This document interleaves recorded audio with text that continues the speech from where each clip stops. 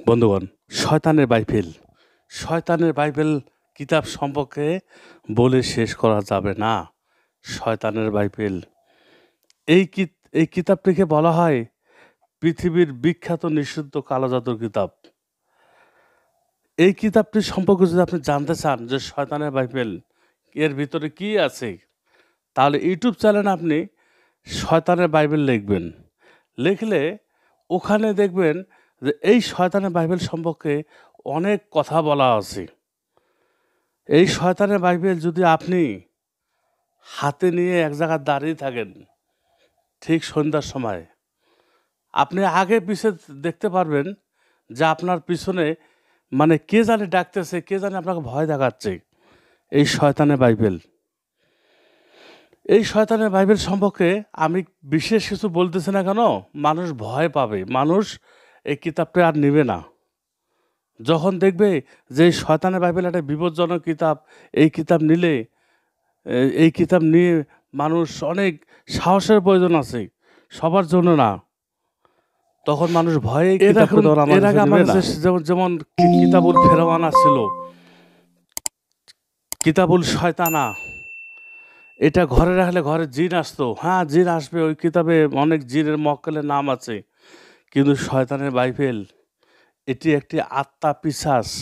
এই কিতাবে যে এত কিছু আছে, আমি এই কিতাব সম্পর্কে বলবো না, মানুষকে কোনো কিছু বলবো না, খালি বলবো কিতাবটি যারা পুরাতন তারাই নেবে, এই কথাটা বলবো। বন্ধুগণ, শয়তানের বাইবেল এই কিতাবটি নেওয়ার পর আপনি সরাসরি আসেন, কুরিয়ার সার্ভিসে যদি না নেন, এসে আমার কাছ থেকে নেওয়ার পর আপনি যদি অনেক ভাষা অনেক কিছু বুঝতে সমস্যা হয়, এই যে এই কিতাবটার কথা বলছিলাম, কিতাবুল শয়তানা, এই কিতাবের সাথে চান্ডালে হাড্ডি কাগজ কলম ফ্রি আছে, ঘরে রাখলে জিন আসে। তারপরে এই যে কিতাবুল ফেরওয়ানা, দেখুন এই কিতাবটা ঘরে রাখলে ঘরে জিন শয়তান আসে, কিন্তু 10 জনের ভিতরে 2 জনের ঘরে আসে না, কারণ কিতাবটা জাগ্রত করতে হয়। জাগ্রত করে দিলে আপনি ঘুমাইতে পারবেন না। আমি বড় বড় কবিরাজ দেখছি, সে পরীক্ষা করছে। আমি বলছি হ্যাঁ আপনি এই কিতাবটা নেন, আমাকে ফেরত দেবেন যদি কথা কাজে মিল না থাকে। বন্ধুগণ, এই শয়তানের বাইবেল সম্পর্কে আমি বলবো না আপনাকে, কারণ এই কিতাবটা এমনই একটি কিতাব, আপনি ইউটিউব চ্যানেলে সার্চ দিবেন, ইউটিউব চ্যানেলে সার্চ দিয়ে এর ইতিহাসটা আপনি জেনে নেবেন। শয়তানের বাইবেল সম্পর্কে কত সালে তৈরি হয়েছে এটা, এই সব কিছু আপনি জানতে পারবেন, বুঝতে পারবেন। বন্ধুগণ, শয়তানের বাইবেল যদি আপনার কাছে থাকে, ওই এলাকার ভিতরে আপনার চেয়ে বড় কবিরাজ আর হবে না। দেখুন, বর্তমানে যত কবিরাজ আছে, ধরেন আপনার ডিস্ট্রিক্টের ভিতরে 1000 কবিরাজ আছে, 1000 কবিরাজের ভিতরে একটা কবিরাজ যত সঠিক আছে, সবগুলা কবিরাজ না। কারণটা হচ্ছে কি, এরা বাজার থেকে যে বইগুলো কিনে নিয়ে গেছে, এরা বাংলা বাজার থেকে যে বইগুলো নিচ্ছে, এগুলোতে কাজ হয় না, এগুলোতে কাজ কখনোই হবে না। আপনিও নেন, আপনারও কাজ হবে না। কিন্তু আপনার কাছে সেই আদি যুগের বড় বড় কিতাব থাকতে হবে আপনার কাছে, তাহলে আপনি বড় কবিরাজ হবেন। এই কিতাব দেখলে মানুষ আপনাকে ভয় পাবে। বন্ধুগণ, এই যে কিতাবুল ফেরাওনা, এই কিতাবটির কথা বলছিলাম, এই কিতাবটি ঘরে রাখলে সাপ আসা জিন আসে, এর সাথে কিন্তু চান্ডালে হাড্ডি, কাগজ কলম কালি সব কিছু আছে। এগুলা কিন্তু অবশ্যই চেয়ে নিতে হবে, না নিলে কিন্তু পরবর্তী আপনি আফসোস করবেন। বন্ধুগণ, প্রবাসী ভাইরা আছে, যেমন প্রবাসী ভাইরা বলে, আমি বলি যে ভাই আপনি প্রবাসে থাকেন, আপনি কেন টাকা দিয়ে এই কিতাবগুলো নিচ্ছেন আমার কাছে? ওরা আমার বলে যে প্রবাস জীবনে আর থাকবো কয় বছর, 10 বছর থাকবো, তারপর বাকি জীবন কি করে খাবো? এই কবিরাজি বই থাকলে একটা কিছু করে খেতে পারবো। দেখুন, কবিরাজি বই আছে আধ্যাত্মিক জগৎ। কবিরাজ, যখন একটা মানুষ নাম শোনে যে এই লোকটা বড় একজন কবিরাজ, তখন এই যে চালান ভালো করে দেখাচ্ছি না, আসলে নিষেধ আছে।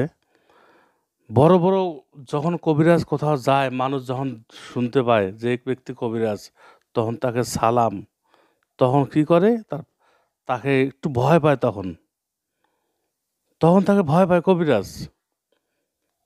কবিরাজকে সবাই ভয় পায়। কবিরাজ একটা এমন আত্মাদের জগতের মানুষ, কবিরাজকে অন্য মানুষকে ভয় যে মুখের সামনে পায়, কবিরাজকে সব ক্ষেত্রে ভয় পায়। কারণ আমি নিজে কবিরাজ, আমি যদি কাউকে একটা কিছু জিনিস দিই, অনেকজন ভয়ে খায় না। আবার দেখা যাচ্ছে কেউ আবার খায়, বলছেন আপনি বিষ দিলে আমি খাবো, আমার বিশ্বাস আছে। তা আসলে কবিরাজ মানে একটা আতঙ্ক। বন্ধুগণ, ওই বাজার থেকে, বাংলা বাজার থেকে যে বইগুলো নেন, ওগুলা দিয়ে কোনো কাজ হবে না। আমার কাছ থেকে আমি একমাত্র রফিকুল ইসলাম, আমার কাছে আপনি অরিজিনাল কিতাব পাবেন, অন্য কোথাও পাবেন না। যদি কেউ প্রমাণ করতে পারে যে রফিকুল ইসলাম না, আমার কাছে অরিজিনাল কিতাব আছে, হ্যাঁ হুবহুব দেখতে এরকম, 20,000 টাকা দেবো। এর আগে বলছিলাম 50,000 টাকা, এখন 30,000 টাকা কমায় নিছি, যাতে আপনাদের টাকাটা দিতে সুবিধা হয়। কারণ আপনি তো আমার কাছে হেরে যাবেন। 50,000 টাকা করে বাজি করতাম, তো মানুষ সাহস পাইতো না। আমি 30,000 টাকা কমাই দিচ্ছি আপনাদের জন্য, 20,000 টাকা বাজি। যদি আরও কমাইতে চান 10,000 টাকা, আমি রাজি আছি, আমার সমস্যা নেই, আমি টাকা দিয়ে দেবো, কিন্তু আপনি হেরে যাবেন। এই কিতাবের প্রতিটা আমার কাছে আছে, এই কিতাবের লাইসেন্স, প্রতিটা সব কিছু। ওই সিটিং, ওরা বাটপার, ওরা আমার কাছ থেকে কিতাব নিয়ে এইভাবে, ওরা এই যেভাবে আমি দেখাচ্ছি এইভাবে ওরা ভিডিও দেখায়, আমার ভিডিওটা কাটছাট করে দেখায়।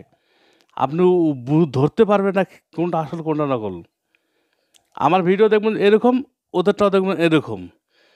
কিন্তু যখন আপনি ফোন করে বলবেন ভাই আমার একটা কিতাব লাগবে, বলবে 1,000 টাকা বিকাশ করেন, কিতাব নেওয়ার সময় খুলে দেখে নেবেন, এই সেই আইটা রফিকুল ইসলামের দোকান। কিন্তু যখন আপনি টাকাটা দিলেন, একটু পর দেখবেন যে ব্লক হয়ে গেল, ব্লক, তারপরে আর খুলবে না ব্লক। তারপরে যদি অনেক সময় যদি খোলা পান আপনি, পার্সেল চলে গেছে, ওরা যদি বুঝতে পারে যে আপনি একজন সাদা সরল ব্যক্তি, তখন কি করবে জানেন? তখন আপনার ওই যে কার্টুনে পাঠায় দিবে, ডাক্তারি বই পাঠায় দিবে।